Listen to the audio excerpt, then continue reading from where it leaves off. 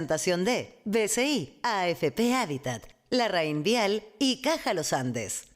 En Verisur, tu seguridad nos importa. Activa Verisur. Activa tu tranquilidad. Contrata tu alarma llamando ahora o calcula en verisur.cl. Despierta con las voces que hacen noticia. Primera pauta, en la 100.5. Bien, tenemos ahora urgencias, digámoslo así, ¿no? Urgencia respecto de la salud, urgencia respecto de los casos de influenza, pero además amenazas por esta famosa, comillas, bacteria asesina, una bacteria de Streptococcus que agrava los casos de influenza, y eso es finalmente la gran alerta que tenemos hoy día. Pero, ¿qué pasa con la vacunación? ¿Qué pasa con los casos? ¿En qué momento estamos? De eso y más queremos conversar esta mañana con el exministro de Salud, presidente del Instituto de Políticas Públicas de la Universidad de San Sebastián, don Enrique París. ¿Cómo le va? Doctor París, muy buenos días. Muy buenos días, Claudia. ¿Cómo le ha ido? Buenos días, Gerardo. Buen día. Bien, gracias. Qué bueno. Y atento a la entrevista, obviamente con Radio Pauta. Oiga, doctor, para comenzar, el fenómeno que estamos viviendo, ¿es algo que era impredecible? ¿Es algo natural que ocurra como cada invierno? ¿O aquí son otras variables las que han hecho que se haya vuelto aún más complejo el escenario sanitario? Bueno, lo de la circulación viral, el tema de la influenza, era algo predecible, debido a que había ocurrido lo mismo en el hemisferio norte, en el invierno del hemisferio norte, es decir, Estados Unidos, Europa, en fin, donde hubo una circulación viral muy alta, una tripledemia, virus sincicial respiratorio, virus influenza y obviamente persistió el coronavirus. Aquí, desde ese punto de vista, hablando primero de la circulación viral, está pasando lo mismo. Fíjense que con influenza A, nosotros tenemos hasta este momento, hasta la semana 22 epidemiológica, 11.000 casos, 11.074 casos exactamente informados por el ISP. El año pasado, en esta misma época, hasta la semana 22, el año 2023, solo teníamos 4.637 casos. O sea, esto va en aumento cada semana. Sin embargo, el informe de ayer del subsecretario de Redes Asistenciales reveló que la cantidad de virus positivos en la última semana disminuyó un poco. Sí. O sea, aparentemente ahí hay una pequeña esperanza, y bajó la circulación de virus respiratorios por un lado, y también bajó la circulación de virus influenza por un lado, pero aumentó la circulación de virus sincicial respiratorio. Entonces, esto es, yo siempre digo, hay como un equilibrio ecológico entre los virus. A veces cuando baja uno, aumenta el otro, en fin. Pero afortunadamente se notó una disminución de semana a semana en influenza A. La semana pasada habíamos tenido 1.943 casos y esta semana recién pasada, la que está terminando ahora o termina mañana, 1.495 casos. Ojalá que eso se mantenga y siga bajando, porque eso va a descomprimir un poco el sistema sanitario. Ahora, junto con esto, que puede ser una buena noticia cuando te dice viene una baja, estamos, ¿no es cierto?, vamos a cruzar recién ahora a la estación de invierno. Aquí hay una situación que se ha agravado, ¿no? Hay una influenza que se agrava porque se descubre esta bacteria Streptococcus que actúa, al parecer, infectando aún más este virus respiratorio. ¿Qué escenario abre esta sobreinfección que genera esta bacteria? Bueno, ese es otro tema muy interesante, porque también ha ocurrido en otros países. El año pasado ya Argentina, Uruguay dieron esta alerta para Latinoamérica, y la OPS ya dio una alerta en noviembre del año 2023. Por lo tanto, a nosotros nos sorprende que el Ministerio de Salud dé la alerta la semana pasada, cuando ya esto estaba ¿le anunciado. sorprende, perdón, para entender bien, doctor París, a usted le sorprende que al Ministerio de Salud haya tomado por sorpresa esta sobreinfección por la bacteria Streptococcus? O sea, ¿se pudo haber evitado? Es difícil que se pueda evitar, pero la sorpresa que manifiesta el Ministerio de Salud y algunos comentaristas médicos, que también me sorprende a mí la sorpresa, no debió haber sido así, porque la Organización Panamericana Sanitaria y la Organización Mundial de la Salud advirtieron esto el año pasado, en noviembre del año 2023, o quizás antes. Entonces deberían haber hecho una campaña muy intensa. ¿Para qué? Para detectar la posible aparición de esta bacteria en pacientes que estén sufriendo no solamente de influenza, de cualquier cuadro viral o cualquier infección viral respiratoria que disminuye la defensa y favorece la presencia de esta bacteria. Ayer se supo que ya hay más de 200 casos, 260 casos, Sí. y el año pasado, en todo el año, tuvimos 192 casos de presencia de Ya, Streptococcus doctor, A. Pero, Por lo tanto, hay un perdón, aumento sí, importante. Sí, claro. una pregunta súper básica. ¿Qué hace que una persona que tenga la influenza se pueda sobreinfectar con esta bacteria de estreptococo? Bueno, el Streptococcus A, o Streptococcus pyogenes que se llama, es el que produce habitualmente la amigdalitis. Todos nosotros tuvimos amigdalitis cuando éramos niños, Sí. a algunos nos pusieron benzatina, y esta bacteria vive habitualmente, Claudia y Gerardo, en la faringe o en el retrofarinx. Vive en la garganta de las personas, de los niños, de los jóvenes, de los adultos. Entonces está presente ahí en forma permanente. Cuando la bacteria ataca o cuando se disemina, porque este cuadro de ahora es una diseminación bacteriana con entrada de la bacteria a la sangre, cuando bajan las defensas, cuando hay algún elemento que te hace disminuir tus propias defensas. Y desgraciadamente la influenza produce eso, o sea, deja un terreno propicio para que ataque la bacteria. Pero no solamente la influenza, pueden ser otros virus también. Pero aquí la relación se ha establecido en este momento con influenza. Y ahora se está sospechando que los casos de Ñuble, por ejemplo, fueron causados por la muerte, me refiero, por una complicación por Streptococcus A. doctor. Nosotros lo adelantamos eso hace varios días atrás, pero bueno. Y entonces esta bacteria, que tiene unas toxinas muy potentes, que tiene sustancias que destruyen tejidos, que tienen la posibilidad de producir un shock tóxico, entran a la sangre, se diseminan y producen una septicemia y un shock séptico, un shock tóxico y una falla multiorgánica, que es lo que han relatado algunos médicos en relación a las muertes ocurridas en el pasado, hace poco tiempo. Doctor Enrique Ayer París. la ministra dijo Perdón. ayer la ministra adelantó ya Sí. que hay varias de las muertes que están relacionadas con Sí. el Streptococcus grupo A. Habían al menos 6, decía que ya podía asociar absolutamente a eso. Pero sí, a ver, si la OPS o la OMS en noviembre de 2023 nos dijeron esto del estreptococo, que tuviéramos cuidado, que iba a circular más de lo habitual, que 8 de cada 10 de los muertos las últimas semanas son mayores de 60 años y superan a todo el 2023. ¿Qué responsabilidad tiene la autoridad sanitaria en el escenario complejo que estamos viviendo con respecto a estas enfermedades? Bueno, la verdad es que no hay una responsabilidad en cuanto a que esta bacteria esté atacando. La responsabilidad tiene que ver con la comunicación de riesgo, con advertir al equipo sanitario de que esté alerta, ahora lo están haciendo, a ciertas señales que pueden indicar que esta bacteria es la que está produciendo la enfermedad y no solamente la influenza. Es decir, un paciente, por ejemplo, que tiene una influenza y que se estaba recuperando y de repente comienza con fiebre alta, con calofríos, con tos, con dificultad respiratoria severa, le toman una radiografía, tiene una neumonía. Entre paréntesis, esta bacteria no solamente produce neumonía, produce derrame pleural, produce pus, por eso se llama piógenes, produce pus, produce lesiones musculares, una fasciitis necrotizante. Ya, o sea, es una puede producir infección. abscesos. Perdón que Es le una plantee. infección O sea, bacteriana. incluso purulenta, que a otro que lo diga así, pero Purulenta, ya, por eso o se llama sea, piógenes, ya. purulenta, pero ojo, tiene tratamiento antibiótico.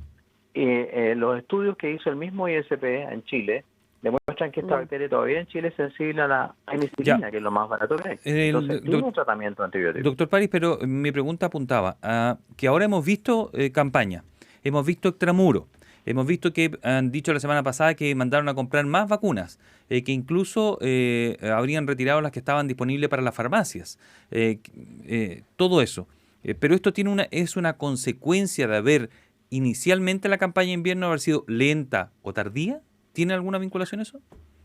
No, yo creo que no le podemos echar la culpa a eso, pero evidentemente que si tú te vacunas contra la influenza a tiempo, el alza de anticuerpos demora 14 días, evitas enfermarte con influenza. Y como esto hasta el momento es una complicación de la influenza, pero también, insisto, puede ser complicación de otros cuadros virales.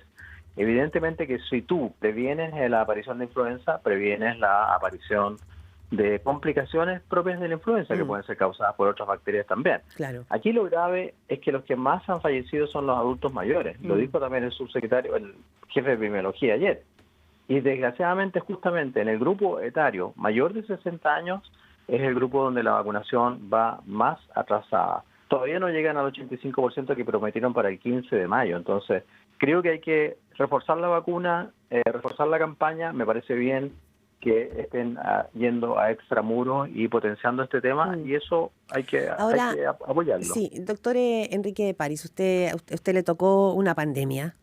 Y en ese tiempo usted contó con el apoyo de la actual ministra de Salud, Jimena Aguilera, que es ella es una profesional muy destacada en su ámbito, ¿no? De hecho, se le consultó mucho en los tiempos de COVID. Con esa experiencia, ¿usted diría que ella pudo o sea, no sé si la palabra es prevenir, pero anticiparse a esto que también de alguna manera esta influenza ha sido una pandemia en este tiempo, o sea, una epidemia más bien, ¿no? No sé si usted cree que sentado desde el escritorio del Ministerio de Salud lo ha logrado manejar bien, o es muy difícil adelantarse a cómo reaccionan estos virus. Bueno, aquí hay una interpretación que tiene que ver con la política. Desgraciadamente, la ministra estuvo abocada a la tramitación de la ley corta de ISAPRES, prácticamente vivió en el Parlamento y yo también sé que eso es bastante duro y pesado. Y entonces el resto del equipo del Ministerio de Salud también tenía que haber estado alerta a esta situación. O sea, usted culpa, usted exime a la ministra y culpa al equipo que debió estar a cargo, para entender. No, yo no culpo a nadie. Nosotros sufrimos mucho por las famosas ataques y culpas. Aquí a lo que hay que estar alerta son a las señales epidemiológicas. Si la OPS el año pasado dijo que había peligro o que había una alerta sanitaria importante con respecto a la circulación de esta bacteria, eso debería haberse tomado en cuenta y no decir ahora que recién están dándose cuenta de aquello. Eso es un error, obviamente. No tengo, digamos, los antecedentes para atribuírselo a nadie, pero me parece que eso fue un error grave y que obviamente ahora se está corrigiendo. Como dicen ustedes, hay más comunicación de riesgo, hay más salida de extramuros, se está advirtiendo de esta posibilidad. Ahora los pediatras lo sabían muy bien. Los pediatras ya se habían dado cuenta del aumento importante de estos casos. Oye, pero alguien evidentemente responsable. Usted, cuando conversamos nosotros el 22 de marzo, usted apuntaba directamente a algo que ocurrió días después a la jefa del Programa Nacional de Inmunizaciones, que lo había hecho mal, y a los días la sacaron del cargo. Entonces, pudo haber sido ahí la pata coja de esta mesa, que en el Programa Nacional de Inmunizaciones no se actuó oportunamente en este plan de inmunización para este plan de invierno. Voy a hacer una ironía, Gerardo. ¿Usted quiere que apunte a alguien para que la saquen la próxima semana? No, pero esa situación habrá mejorado a lo mejor ahí, porque usted decía, el problema está en el Programa Nacional de Inmunizaciones. No quiso ver el nombre de la persona, pero esa persona la sacaron a la semana. Eso quiero decir. No, yo creo, y en ese momento dije también que la nueva encargada del plan de inmunizaciones había llegado hace muy poco, así que no se le podía juzgar todavía. No, yo noto que hay más comunicación de riesgo, hay más estímulos para vacunar, han salido a extramuros, se ha potenciado mucho la vacunación justamente en las zonas de mayor conflicto como en Ñuble. En Ñuble la vacunación va altísima, afortunadamente. ¿Por qué? Porque nosotros decíamos eso. Hay que decirle a la gente, mire, si no se vacuna, va a morir, pues, o va a caer en la UCI. Si esto es muy barato y muy lógico, es una labor preventiva, es una fuente de anticuerpos, de defensas. Eso es lo que hay que explicar. Sí. Y me parece que sí, la gente está entendiendo, porque se nota también un aumento en la tasa de vacunación. Sí, lo decía ayer el informe de salud. Pero sí, también aumentaron en eso, salvo en embarazadas y en adultos mayores de 60 años. Es que ese target, por decirlo así, de adultos mayores de 60 años, creo que alguna vez lo conversamos, doctor París, siempre ha sido un grupo etario muy consciente de vacunarse, ¿no? De ir a su consultorio, de estar muy atento. Digo, ya no solo desde el gobierno o desde la responsabilidad, sino que como sociedad, el tema de la fatiga con las vacunas o de las o de los antivacunas, el discurso ese, pareciera ser que hoy día pesa más que lo que pesó en algún minuto con el COVID. Y no entiendo mucho por qué. No sé si veo como que hay resistencia de algunas personas a querer vacunarse. Y en ese sentido la comunicación de riesgo probablemente tiene que hacerse cargo de esta nueva realidad. Por supuesto. Aquí algunos han interpretado también como la campaña antivacuna de los antivacunas. Ellos tienen que tener en su mente ahora, este error, porque si la gente no se vacunó porque le hicieron caso a los antivacunas, bueno, tienen en su conciencia la muerte de todas estas personas que sufrieron la enfermedad y no se vacunaron. Fíjese que de los pacientes fallecidos o que están hospitalizados más bien en urgencia o por urgencia respiratoria, entre los pacientes de 65 años y más el aumento ha sido del 8,7% en las últimas semanas, y el 58% de los mayores de 60 años solamente están vacunados. O sea, hay una relación ahí. Evidentemente que si no se vacunan, se hospitalizan más. Los niños también se están hospitalizando más, entre paréntesis. Entre 1 y 4 años el aumento ha sido del 4,4%. Y la ocupación de camas en el sistema público está ya obviamente en el 90%, claro, en adultos, no en niños. Doctor Enrique París, con respecto, hay una cosa que me llamó la atención, usted me dirá si es normal o no, pero el MinSal anunció la semana pasada que iba a comprar 1.800.000 vacunas extra, y que iban a llegar unas pocas esta semana, otras la próxima semana, y a las farmacias ya no disponen de ellas. Es más, en las farmacias ya dicen que no busquen porque quien está fuera del grupo de riesgo no va a poder vacunarse ya a esta altura. ¿Eso es normal o es tardío? No. Aquí ocurrió algo que hay que preguntarse por qué ocurrió, hay que investigar, porque se aumentó la población a vacunar, en primer lugar. Se incorporaron a los mayores de 60, antiguamente se vacunaban a los mayores de 65, de ahí para arriba. Entonces se aumentó la cantidad de población objetivo. Para el año 2024 la población objetivo era de 9.468.122 personas, 9.468.000 personas. Pero se adquirieron menos vacunas. Sabiendo que la población objetivo era de sobre 9 millones, se adquirieron 7 millones y tanto, casi 8 millones.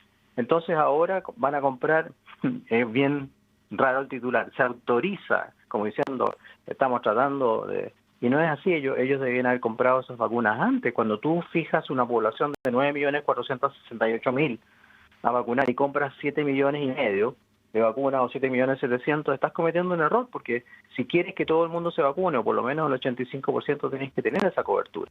Entonces ahora dicen van a comprar más vacunas a un precio mucho mayor, 3 veces el valor que pagaron la primera vez, y obviamente aquí hubo también una diferencia, una inconsistencia entre la subsecretaria y la ministra. La ministra dijo las vacunas llegan hoy día. Sí. La subsecretaria dijo las vacunas llegan durante la semana. Bueno, la semana ya se acabó, no sé cuándo van a llegar. Entonces ahí sí que obviamente hubo una falla grave que volvemos a apuntar al tema o al Plan Nacional de Inmunizaciones, al manejo se compraron tarde entonces. Esa es la conclusión. Se compraron muy tarde. Las vacunas hay que comprarlas y hay que tenerlas ya amarradas antes de que comience el plan de vacunación.